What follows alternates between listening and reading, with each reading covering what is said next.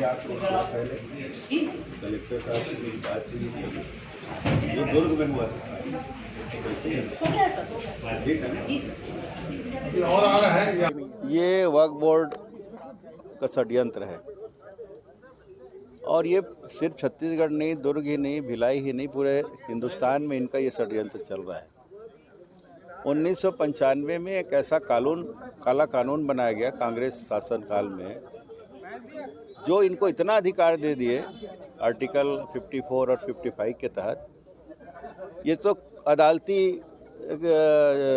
अधिकार दे दिए जाए इनको, और ये भी अधिकार दिया गया कि वक्फ बोर्ड जहाँ भी अपना दावा प्रस्तुत करे ज़मीन का, बिना प्रमाण के अगर दावा ही प्रस्तुत कर दे, कोई कब का रिकॉर्ड अगर दे दे, उसके बाद शासन को खुद उसमें कार्रवाई करनी होती है। और उसी के तहत यहाँ कार्रवाई हुई, दुर्ग में भी कार्रवाई हुई। ये भी कहा जा रहा है, कलेक्टर साहब को मैंने अभी फ़ोन किया तो वही कहे कि सर किसी तरह का वो दावा आपत्ति की बात ही नहीं थी उसमें, हमारे द्वारा तो विज्ञापन नहीं निकाला गया है, कहीं से ऐसा लीक हो गया होगा मौखिक या व्हाट्सएप वगैरह में कहीं से, उसके कारण लोग आए हैं। तो ये दुर्ग में तो हुआ था, तो मैंने ये बात कही कि दुर्ग में हुआ, यहाँ भी हुआ, तो इस तरह के षड्यंत्र किसके द्वारा किया जा रहा है और इसको खारिज करेंगे कि नहीं करेंगे? तो बोले नहीं, इसको भी खारिज करेंगे, जिस तरह दुर्ग में खारिज हुआ यहाँ भी होगा। अभी तहसीलदार मैडम से भी मेरी बात हुई, लेकिन फिर भी मैं इस शासन प्रशासन को चेताना चाहता हूँ। यहाँ जो मुख्यमंत्री है वो अपने घमंड में इतने चूर है कि जनता के बीच में क्या हो रहा है दिख नहीं रहा। उनका खुद का ये जिला है, गृह मंत्री का जिला है, पीएचई मंत्री का जिला है। यहाँ दुर्ग में इतना बड़ा एक वातावरण, भय का वातावरण बना, आज भिलाई क्षेत्र में इतना बड़ा भय का वातावरण बना, क्या इनकी जिम्मेदारी नहीं है? एक भी कांग्रेसी यहाँ दिख रहे हैं जो लोग बड़े बड़ी बात करते हैं? ऐसा लगता है कि मौन धारण करके वक्फ बोर्ड के पक्ष में ये लोग हैं, ऐसा मेरे को लगता है। लेकिन इसका दुष्परिणाम झेलना पड़ेगा। आज तो हज़ारों लोग आए हैं, कल सैकड़ों होंगे और लाखों लोग भी आएंगे और इस शासन प्रशासन को दिखा देंगे कि ऐसा जो अंधा कानून बना के रखे हैं और वक्फ बोर्ड को जिस तरह परिश्रय दे रहे लोग और भय का वातावरण बना रहे हैं, इसके पीछे षड्यंत्र क्या है, उसका खुलासा जब तक नहीं होगा इस सरकार को चैन से बैठने नहीं देगा। देखिए, यहाँ तो 3 जगह दावा किए और पता नहीं कितने और होंगे जो आवेदन गुपचुप से दिए होंगे। मैं तो सिर्फ एक सवाल करना चाहता था कि अगर शासकीय ज़मीन में भी इनका दावा है तो शासन की तरफ से क्या पहल हो रही है?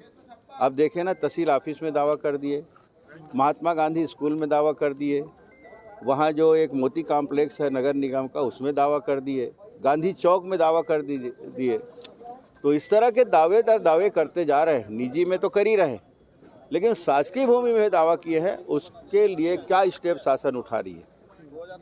तो पता नहीं कितने जगह ये लोग अपना दावा प्रस्तुत करेंगे और बना के रखे होंगे। और ये छत्तीसगढ़ में पूरा चल रहा है, यूपी में चला है तो योगी जी 1 मिनट में सबको ऐसा चमकाए कि सब भाग गए। इसी तरह यहाँ भी होना चाहिए, लेकिन यहाँ तो कुशासन चल रहा है, यहाँ तो उनके संरक्षण में सरकार चल रही है। तो इस तरह जो गंदा कानून 1995 में बना है, जिसमें ये काला कानून बनाया गया, माननीय नरेंद्र मोदी जी उसके लिए कटिबद्ध है कि जैसे ही राज्यसभा में हमारी बहुमत होगी हम इस गंदा कानून को ख़त्म करेंगे। और मैं अभी 7 दिसंबर से सत्र लगना है, मैं प्रमुखता से इस बात को उठाऊंगा संसद में और मैं इसमें प्रश्न भी लगाऊंगा। देखिए, वक्फ बोर्ड ने कई जगह पर, छत्तीसगढ़ में कई जगह पर अपनी संपत्ति होने का दावा किया है। जैसे दुर्ग में कई जगह पे किया है कि उनकी संपत्ति है कई ज़मीनों पर, वैसे ही कुरुद, जामुल के खेदा मारा और छावनी में भी उन्होंने अपना दावा किया है कि ये संपत्ति यहाँ की कुछ जगह की जो है वो हमारी है। मैं बहुत साधारण तरीके से ये बोलना चाहता हूँ, ये एक तो जन सामान्य लोगों को नहीं मालूम है कि वक्फ बोर्ड के पास अपने असीमित अधिकार हैं। अगर वो किसी संपत्ति को अपना बोल देते हैं तो आपको ये दावा करना है कि वो संपत्ति उनकी नहीं हमारी है, नहीं तो वो संपत्ति उन्हीं की मानी जाएगी।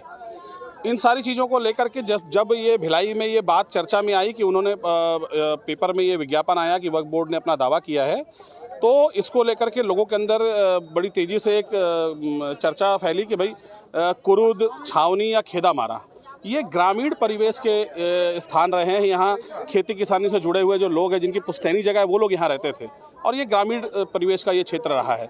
यहाँ पर कभी भी वक्फ बोर्ड या उससे संबंधित किसी भी संस्था का कभी कोई लेना देना नहीं रहा। ऐसे स्थानों पर अपना दावा प्रस्तुत करने का कारण ये विवाद की स्थिति बन रही है और कहीं ना कहीं ये भिलाई का जो एक शांतिप्रिय माहौल है उसको खराब करने का, उस वातावरण को बिगाड़ने का प्रयास किया जा रहा है। और इसी के खिलाफ आज हम सब लोगों ने शांतिपूर्ण तरीके से यहाँ पर अपनी आपत्तियाँ दर्ज की हैं कि यहाँ पर अगर वक्फ बोर्ड के दावे को निरस्त नहीं किया जाएगा तो आने वाले समय में यहाँ का वातावरण, यहाँ का माहौल खराब होगा। नमस्कार, आपके माध्यम से जनता तक ये बात तो पहुंचनी चाहिए कि आज विश्व हिंदू परिषद एवं अन्य संगठनों के द्वारा हिंदुओं के पक्ष में बात रखने की बात हुई है यहाँ पे। और बेसिकली वक्फ बोर्ड जो जिसके अधिकार असीमित और अपरिमित है बिकॉज ऑफ पिछले जो कानून पास हुए हैं सरकारों के द्वारा, उनके दुष्परिणाम को नज़रअंदाज करते हुए उनकी वापसी का समय आ गया है बेसिकली। और किसी की भी संपत्ति को वक्फ बोर्ड द्वारा अपनी संपत्ति घोषित करना या कराने की कोशिश करना, ये कब तक चलेगा? और इस विषय में हिंदू समाज भी कब तक इस तरह के छुटपुट धरने देगा? इसका एक परमानेंट सोल्यूशन तो निकलना चाहिए। और परमानेंट सोल्यूशन जो है, कानून के जरिए सरकार इस कानून में अमेंडमेंट लाए और वक्फ बोर्ड के अधिकारों को सीमित करे। मतलब मुसलमान भाइयों के प्रोटेक्शन के लिए, मुसलमान भाइयों के हितों के लिए यदि वक्फ बोर्ड है तो वहाँ तक सीमित रहे और हिंदुओं के अधिकार क्षेत्र में अथवा उनके हितों की रक्षा के आड़ में न आए। बस इतनी सी गुजारिश है सरकार से कि वक्फ बोर्ड के अधिकारों को सीमित करे। अपरिमित है और इसमें अन्य बहुत नियम हैं जिसमें उन्हीं के ही जज होंगे, उन्हीं के ही वकील होंगे वगैरह वगैरह। उन सब से तो जनता, कॉमन जनता, मेरे जैसा आदमी परिचित नहीं हो सकता है। हम कोई कानून के विद्यार्थी तो हैं नहीं। और इस तरह के जब हिंदू समाज का घोषणा होती है कि आइए हम विरोध दर्ज करते हैं तो हम लोग चले भी आते हैं। पर कब तक? सरकार को इसका एक परमानेंट सोल्यूशन निकालना चाहिए। सरकार से अपील है, जुडिशरी से अपील है कि इसका एक परमानेंट सोल्यूशन निकालें।